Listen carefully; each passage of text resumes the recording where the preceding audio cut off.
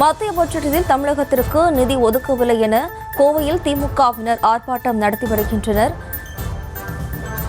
கோவை டாடாபாத் பகுதியில் திமுக சார்பில் ஆர்ப்பாட்டமானது நடைபெற்று வருகிறது. கூடுதல் விவரங்களோடு நமது செய்தியாளர் அருண் இணைகிறார். வணக்கம் அருண். விவரம்.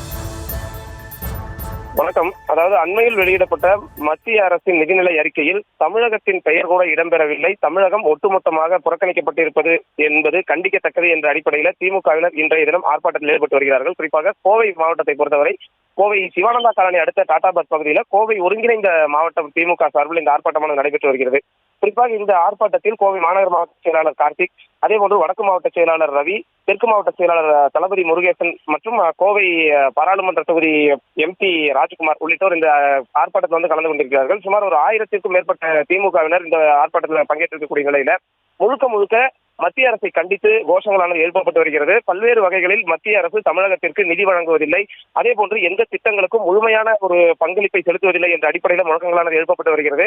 அதிலும் பட்ஜெட்டில் தமிழகத்தின் பெயர் கூட இடம்பெறவில்லை என்பது ஒட்டுமொத்தத்தில் தமிழகத்தை மத்திய அரசு புறக்கணிக்கிறது என்ற அடிப்படையில் தான் இது பார்க்கப்படுகிறது என்ற அடிப்படையிலும் தற்போது இந்த கோஷங்களை எழுப்பி திமுக ஆர்ப்பாட்டத்தில் ஈடுபட்டு கொண்டிருக்கிறார்கள்.